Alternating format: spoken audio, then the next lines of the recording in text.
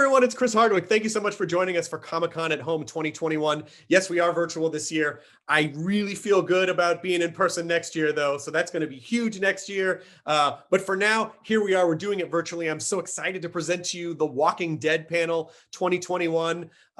This is not the last main Walking Dead show panel. We will have another one next year, of course, but for right now, we're here virtual going into season 11. It's going to be an epic extended season 11. This is we're starting to get into emotional territory here. This is sort of the beginning of the final season. Again, we still have a year and a half for that, but you know, in the last over 10 years, not just Walking Dead has spawned Talking Dead, also Fear the Walking Dead, also Walking Dead World Beyond, you know, so many other Walking Dead universe shows coming. We've seen, you know, massive social followings, a global phenomenon, a successful Twitch channel. We've seen Daryl and Michonne get added to Fortnite. This has been an incredible journey, but as I've said, it's not over yet. We still have plenty of runway to go, and we're going to get into this Walking Dead panel. I want to remind you that the season 11 premieres Sunday, August 22nd at 9 p.m. 8 Central on AMC, followed by, of course, an all-new Talking Dead. We'll be right there with it. But before we begin, I'd love to show you the season 11 trailer. Here it is, fresh for your eyes, Comic-Con at Home 2021. Roll the thing.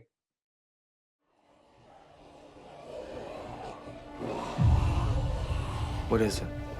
Bad memories. Of what?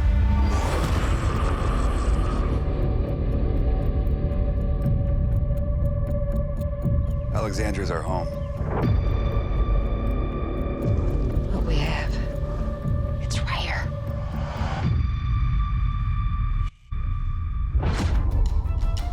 If we live for them. We gotta get through this together. If we die for them. I don't leave anybody behind. Not ever. Do you want to talk about it? We need to start thinking about other options. Alexandria needs us. It's everything we have. So, you're leaving to fight ghosts. This is a path you don't want to go down. I've done worse.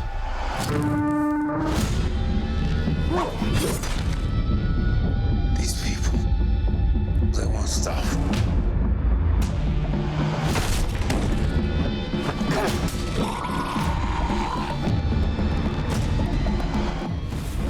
That is what's out there. Don't be scared. I'm not. God isn't here anymore. This is a death march. And you are the damn Pied Piper. You're paranoid. When I'm right. I lost something. And I don't think it's a bad thing that it did. I did what needed to be done. You destroyed everything that we built.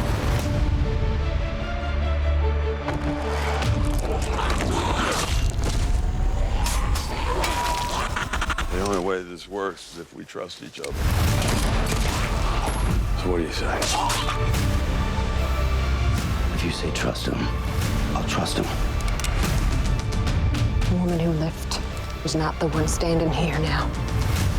So keep pushing me, Negan. Please.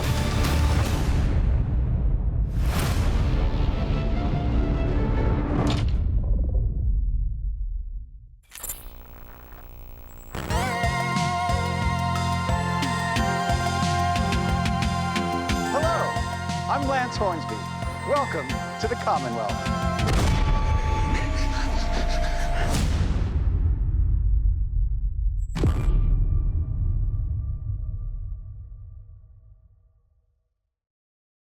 The Walking Dead season 11 trailer. There it is. Excellent. Nice applause to sort of fill in for the normal 7,000 fans at Hall H. I'm going to introduce everyone now, and then we're going to get into this. First of all, Walking Dead Universe Chief Content Officer Scott M. Gimple is here. There he is. Showrunner Angela Kang is joining us. Norman Reedus is here. Melissa McBride, Jeffrey Dean Morgan, Lauren Cohan, Christian Serratos, Josh McDermott, Kari Payton, and Eleanor Matsura. And also joining the newest addition to the Walking Dead family, Michael James Shaw is here, rounding out your Walking Dead family. Well, let's just start. Okay, there's a ton of questions. I have a lot of questions. There's some questions from social media that we're going to throw in as well for the fans. But right now, let's start off with Scott Gimple. This is the first season. Normally, we premiere the show in October.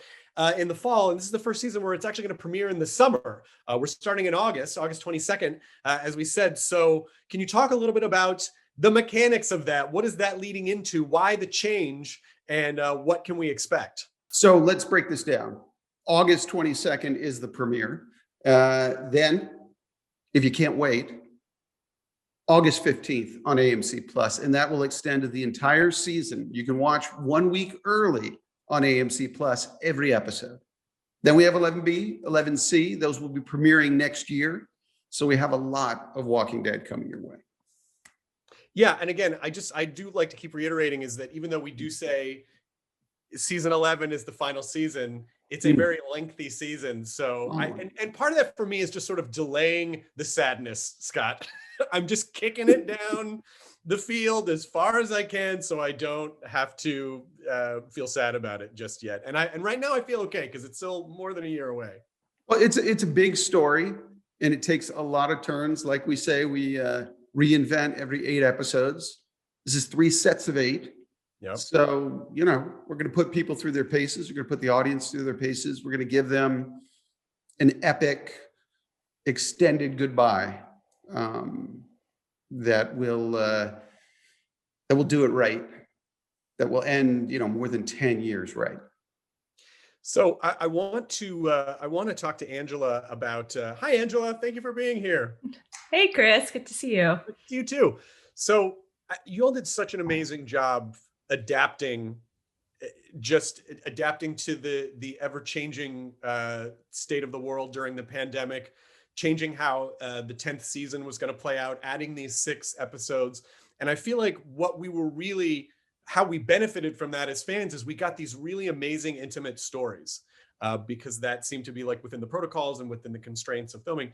So can you sort of talk about for you how that evolved and how those 10C episodes are now leading us into season 11? Yeah, I mean, I think obviously the pandemic changed a lot of how we had to do everything, but it was really fun to kind of do these very focused, intimate episodes for 10C. But, season 11, we're going to go out with a bang. We're back to our big, scopy, massive, just extravaganzas with lots of great character interactions between the people we love, but also like our stunts and scares and all of that fun stuff that I think is for all of us that are working on it, part of the joy of working on this show. So yeah, season 11, like we kind of go in hard with some new stories and new characters, and I'm really excited to share it with the audience once it's time. And from a storytelling perspective, how are those 10C episodes kind of springboarding us into this grander scope of season 11? Yeah, I think, those episodes, they tell you a lot about sort of the emotional state, the headspace of a lot of our characters. We know that Alexandria has been basically trashed by the Whisperers, and that causes ongoing conflicts that play out in a big way in season 11. There are just some characters that were at odds with each other. There are characters whose various backstories we've explored.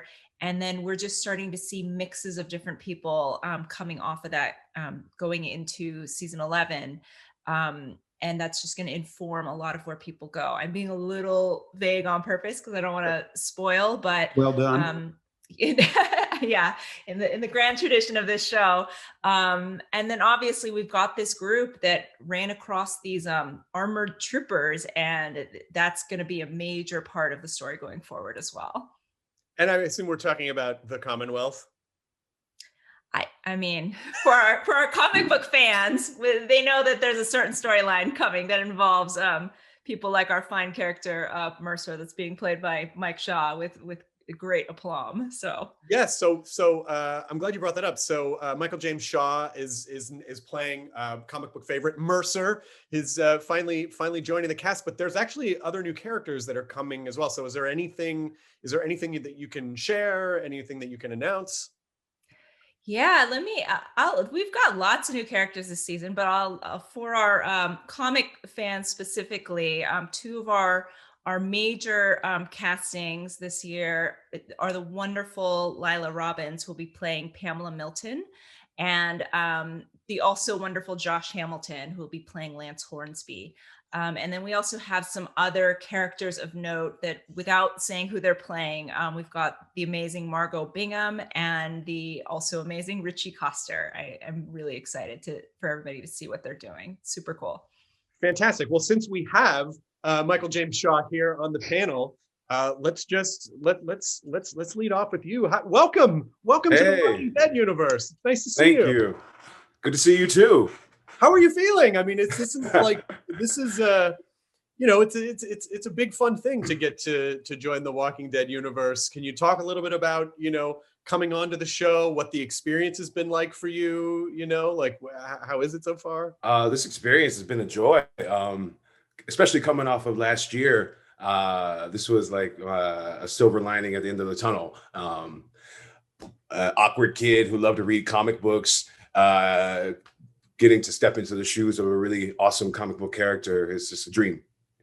And so was there anything in particular that's obviously, we can't talk too much about Mercer because we don't want to spoil anything, but was there anything in sort of like broader terms that you can speak of that surprised you, or something that excited you the most about coming on, or like what was kind of your first day like on set?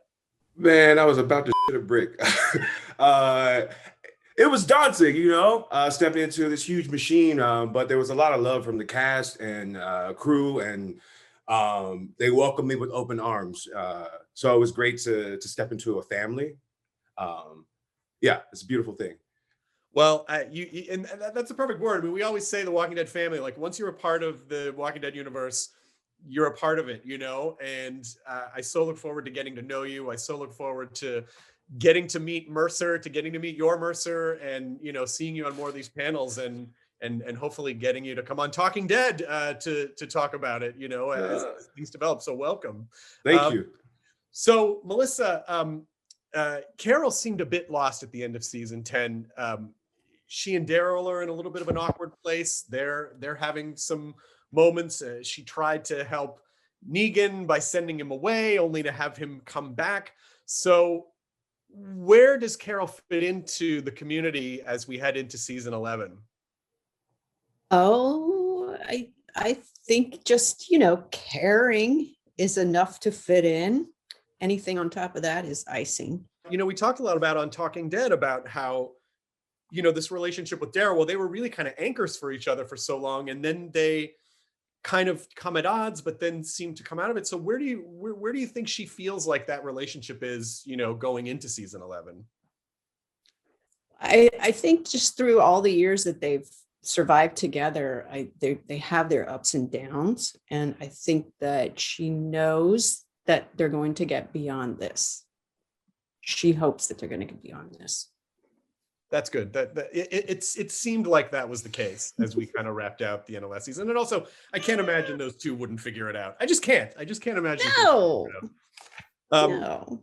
But speaking of friendship, Josh McDermott, thank you for joining us. Josh McDermott, it's nice to see you. Thank you for having me. Of course.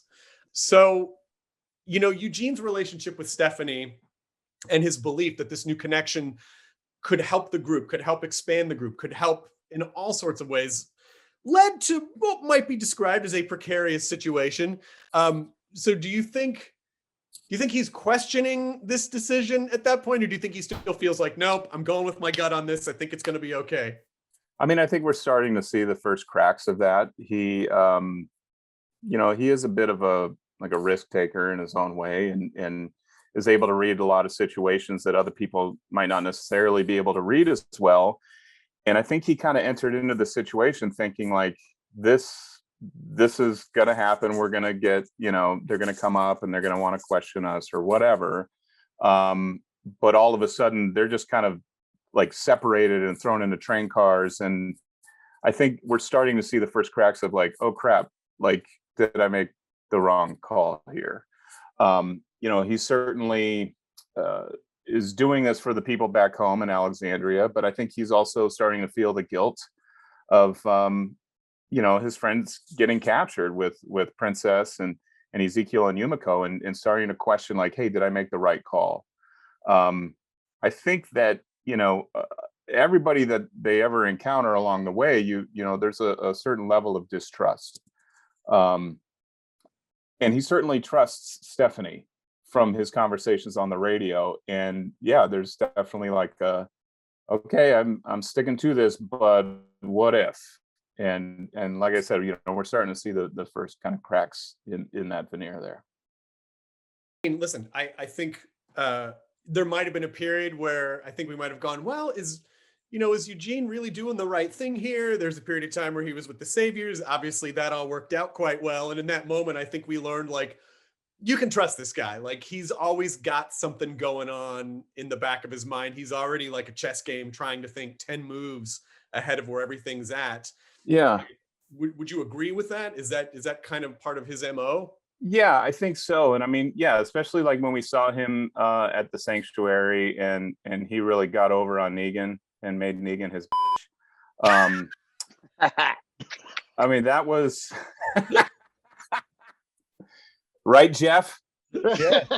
You remember we had that conversation. Mind my own business. I don't even know what the hell's happening right. Yeah, I definitely, he's always kind of working something, but like I said, he's starting to question it. I mean, he obviously doesn't know, the state of Alexandria with the Whisperers and that whole war, because he left while that was still going on. And, that was a risky move. And I think that he's just starting to question like, oh, is this the time that I'm not going to succeed in my choices? So it's definitely something that's not in the back of his mind, but in the front of his mind. Well, I think that's a great segue over to Jeffrey Dean Morgan, who is literally in the most relaxed position that anyone has ever been on a panel. I feel like this is a normal position. It's a pretty normal position for my Comic-Con. Rocking around, you're by a pool.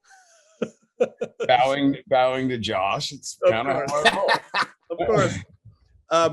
The Here's Negan episode, I think, will go down as, one of the most impactful episodes, I think, in the Walking Dead universe. It was such an amazing opportunity to get to experience that. How do you think, do you think that's swayed anyone who was not Team Negan before the Here's Negan episode? What have you noticed from the response? I don't know if it'll ever sway the people that hate Negan. I think they're just always gonna hate Negan. I think if there was people on the fence that may have turned him a little bit, but I think the opportunity to do that and tell that story was exceedingly special, and to be able to do it with Hillary and during this crazy time, it's certainly a highlight of one of the highlights of my time here on The Walking Dead, which has been many a moon now. I know. I remember. I remember when it happened. I didn't know that I would be here this long, Well, you never know on a Walking Dead show. That's the thing. What do I get? That's 1 episode, 7 episodes? What am I going to, whenever your phone rings and it's Scott Gimple, you're like, well, I'm not going to answer it because it can't happen. That's exactly right. Call. But at the end, where we see Negan burning the bat, we see Negan burning Bat Lucille.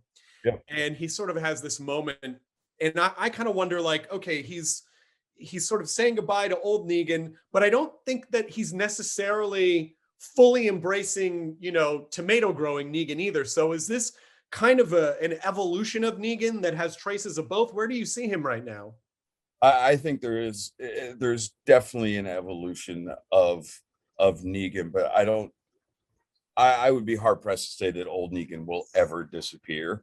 I think that will always be a part of who he is. But I think that at this point, he is trying everything he can to kind of fit in with this group of people. And I think was doing okay until Maggie came back. And now it's a whole new ball game for him.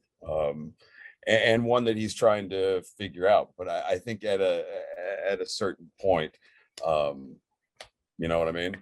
Right. It's just there's too much tension between the two of them. So we'll see what happens. I don't think I'm not sure if I've ever asked you this question before. This is from Negan Simp wants to know, do you have a favorite Negan one-liner? I mean, there's for any given circumstance, but I think I said a couple things to Andy, to Rick in season 7 that will always remain close to my heart. I think when I handed him the bat was kind of my favorite moment, just because it bugged him so much. But I think every episode we find a new kind of Negan tagline, which is fun to kind of work on and throw out there. He's got a lot of t-shirt liners, one-liners, or coffee mug one-liners, so it's hard to pick one. Not just that, but also I think, because I actually have like a like diapers, like Negan's pants, as like someone actually made the diapers, which would be the aforementioned pants, and I think that's pretty iconic. That is pretty good. As a matter of fact, I want to say that you gave me a said packet of those diapers at a Comic-Con a few years ago. That is absolutely true. I have my office. Good. Yeah, we've got some Negan Depends somewhere. That's why you're so relaxed. Yeah, I'm in no hurry. Let's take our time. Points to Scott Gimple. All right. So sort of shifting focus a little bit and kind of building off the Negan conversation and talking to Lauren now, the complexity of the Maggie Negan relationship. How do you think Maggie is being behind the gates with Negan, especially now with Herschel there, her son? How do you think she's kind of managing that? I mean, that's the whole season. That's what we're going to unpack this year. So I will, like, you know, if there's a feeling that could be had, we'll probably spend some time on that feeling, and then we'll move on to another one of any. It's crazy. It's honestly crazy. It's been the most fun I've ever had on this show, in terms of like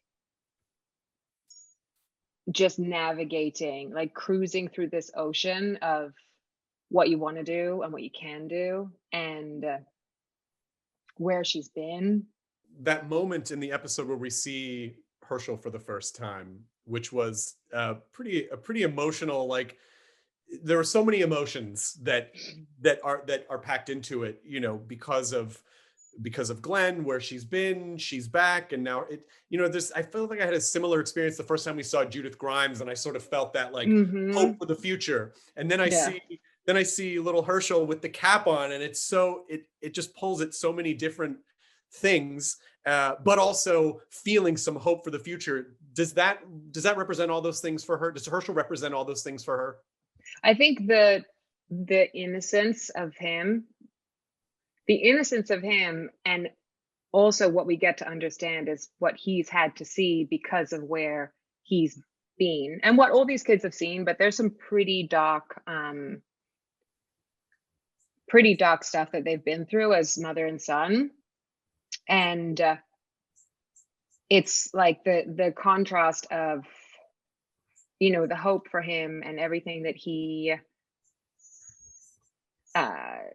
like the life of his dad that we get to still see continued through him, just butted right up against the most horrible human emotions, and like just this, like, to want safety for him and a stronghold for him. And I'm explaining this so terribly. There's just like I feel like there's just no short answer to it. But it's at every juncture when things seem so dark and so dire, I feel like we get to go back and see Herschel and remember what it's for, and not just for not just for my young son, but for all the kids in this. It's just like those themes in the season of the terrible things we have to do to protect what's pure and wonderful is like, I mean, that sustains you and helps you sometimes make hopefully better decisions, sometimes really tough decisions. Sort of really quickly, whatever you can say about Maggie's experience with the Reapers, because she seems to have a little more knowledge about them than maybe she initially lets on. Is there anything you can say about that? I think without saying so hard, you'd think we'd be so good at this by now. I think without saying too much, no. I think the thing with the Reapers is like they're on this really difficult journey, and then they are being, hunted basically by this group just to add this level of trying to get their basic needs met, and then being really for what just seems like sport from the Reapers that our people have been so and actually in this case it's Maggie's kind of friends and newer friends and family, and then it ends up coming a little bit closer to it's just too many things. I've said too many. Well, then I think this is a perfect point to ask Angela. Is there anything you can tease about the Reapers and how, as I guess villains, they fit in, like what is it that's unique to them that you see fitting into this kind of landscape of other villains that we've seen? Yeah, I think I'll say that the Reapers, one of the things that kind of sets them apart is that they are incredibly skilled, and not like skilled like they had to pick it up along the way. They were skilled coming into the apocalypse. So every single one of them is like an incredibly brutal, organized warrior. And so whereas like, for example, the Whisperers, they sort of had this like chaotic way that they kind of went about the world and moved with the Walkers. These are just, kind of like the pinnacle of like human killers. So it's just a very formidable type of enemy to go up against. They don't rely on numbers and volume of people to fight against in order to kind of survive. So they're a tight-knit group, and they're just really, really formidable in a way that our characters don't often come across. I'd love to ask Kari about, because King Ezekiel has been through quite a lot. He's currently going through a lot. He came out of a world where he was just trying to survive in the general sense, and now he's essentially fighting his own kind of personal apocalypse, I guess, for lack of a better term. So what is it that's keeping him going at this point? Well, let me tell you, Chris. Honestly, it's I think he's dealing with a lot of push and pull. He's intrinsically a very positive fellow, but he's had a lot of up shit happen to him, and that kind of thing just wears on you. And I think it creeps into his being, even without him knowing it. He wants to be, kind of a light in a dark place, but people keep dousing the light, and so I'm hoping that they start to get closer to that light at the end of the tunnel. We've definitely seen a very understandable shift in how he sort of presents himself to the world. And with the kingdom, he was this larger than life character because that's who they needed him to be. Do you miss that version of him with the big speeches and the very presentational, that way about him? Yeah. I what I miss is the dichotomy. I miss the going back and forth, because he would use that when he needed to, and then he would pull back, when he felt it was appropriate. And I feel like, that's one of the things that we miss about Ezekiel, and maybe that's something that he can find somewhere along this season, is he's been hanging out in the audience, but waiting for his stage to arrive again, Right. Christian Serratos, welcome. Nice to see you as well. Hey. Hey, can we talk a little bit about how because Rosita has also been through an incredible evolution on the show. She's, I feel like there's, so much dimension has been added to her character. Is there a particular aspect of her that you're embracing more now, or versus when we first saw her with her small group so many years ago? I don't know. I feel like I always saw a lot of these things in her. It's why I loved the character so much from the jump. Is she was very strong, unapologetic, smart, creative. And when she picked her family, she really gave all she could to them, for them. We saw that a lot in season 7 when she was willing to, risk her safety and her life for the people that she loved. And I just think she's got these amazing, admirable qualities. And now, especially that she's a mom, I just feel, very connected to her. And I'm just really proud that I've had the opportunity to play such a strong woman, such a strong Latina. And I'm just really looking forward to what's going to come for the rest of the season and her time on the show. Has your approach to training, like the fighting stuff, has your approach changed over the years? How do you see it now? No, I just try to look proficient in whatever I do and not faint, and that's all we can do. I want to ask Eleanor about Yumiko, and she seemed pretty disillusioned, and was, I would say, the most skeptical of Princess when the group met her last season. What does she think now about this new group that they've encountered, and now that they've all been captured? I mean, do you think this is just going to heighten her skepticism? Like, where do you feel like, again, all these characters have been through a lot, but Yumiko's definitely been through a lot. Where do you think she is kind of going into this last season? Well, I think last season, when they first kind of embarked on this journey, this weird foursome that were never previously connected to each other in any way. So we were all kind of coming from something or running from something. Yumiko was like running from a breakup, and she really didn't have any reason to stay back at Hilltop anymore. So she agrees to go with everybody, and I think has a very open mind about kind of getting help for people and then having a fresh start. And I think someone like Princess at first just like rubbed her up all kinds of the wrong way. Yumiko is very organized. She thinks a lot with her head. She's very, she leads from here, and Princess is just all heart and all, says how she feels all the time. So I think at first it was a bit of a shock, but now I think there's like a beautiful understanding that comes with like immersing yourself in a journey like this and going through everything that we've gone through. They're just like, it's become very sisterly. I think I keep Princess in check, and I think she keeps me like connected with like my feelings and my heart. She doesn't let me get away with them too much head stuff. So we found this kind of nice dynamic in this weird foursome. Like I said, that sort of it's so unusual that we were put together, but weirdly we really made it work.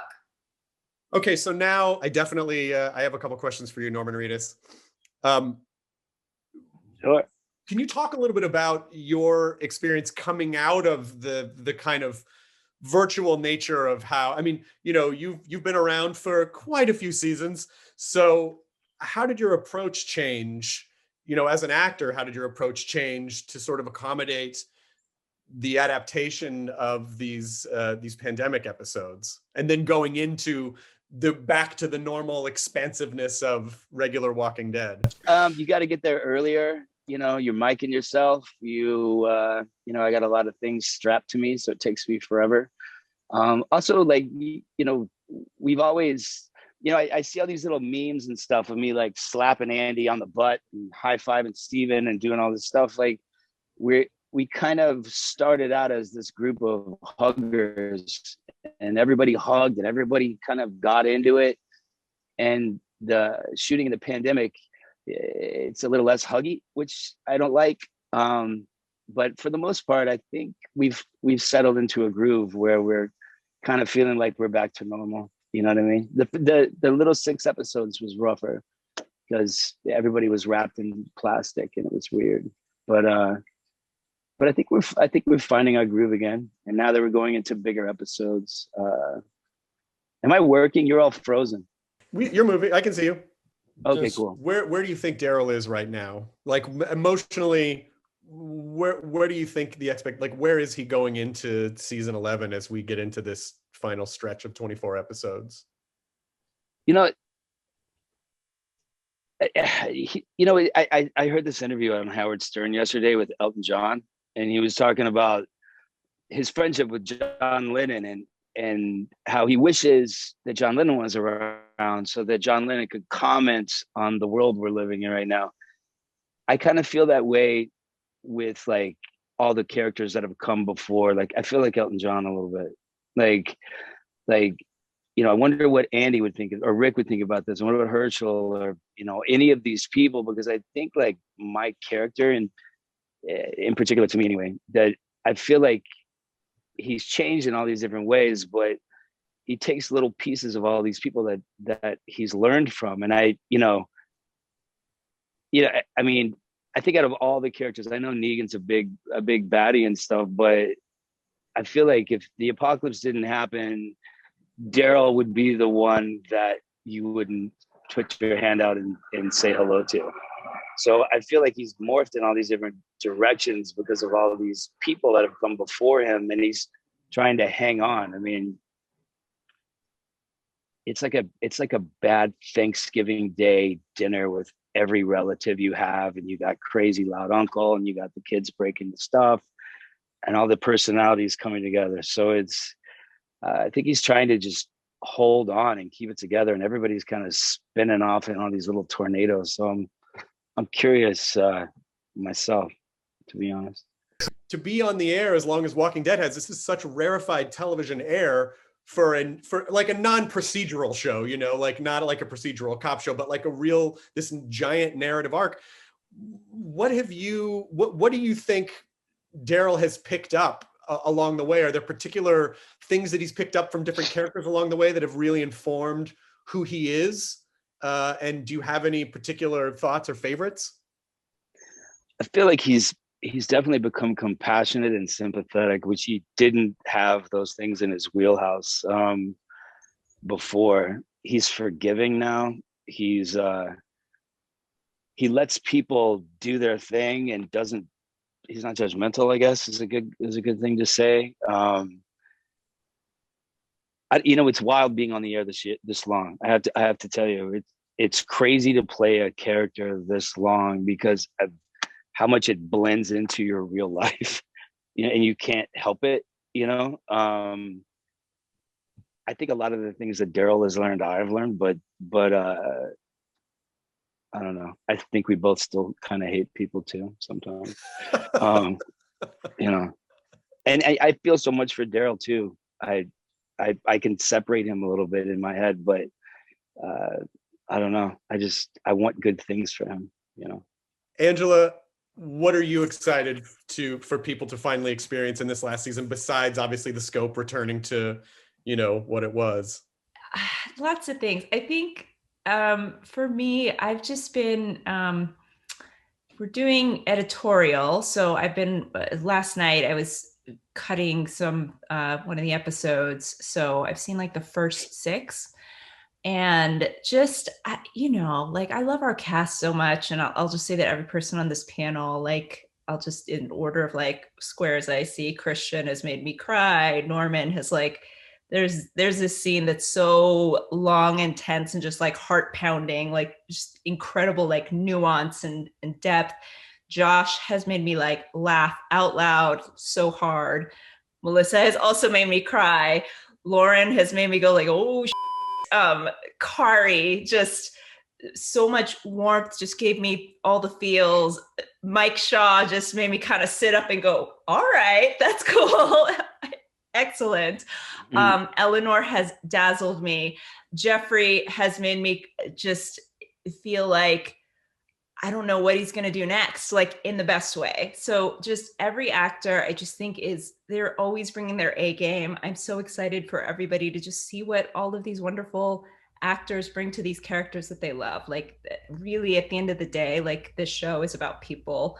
The zombies are fun. The action is fun, but it's about these people. So that's what I'm excited for. Well, I want to thank you all so much for being here for Virtual Comic-Con 2021. I am very much looking forward to next year. Hopefully we'll be back in person in Hall H. It will be a very important year to be there, you know, in addition to coming back to in-person Comic-Con, but also, you know, for the final stretch. But as we've reminded you plenty of times, there's a lot more road to go. There's plenty of episodes. There are plenty of other, you know, there's a lot of Walking Dead shows.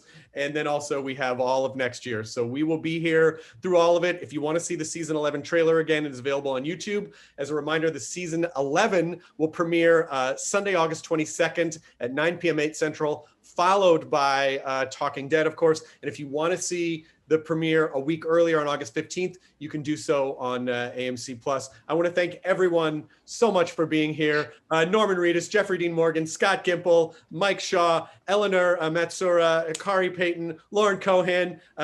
We have Melissa McBride, Josh McDermott, Angela Kang, and of course, Christian Serratos. Thank you so much for joining us for Virtual Comic-Con. Thank you for taking the time. I hope you're doing well out there, and I look forward to seeing you very, very, very soon in person. Thanks so much. Bye, everyone.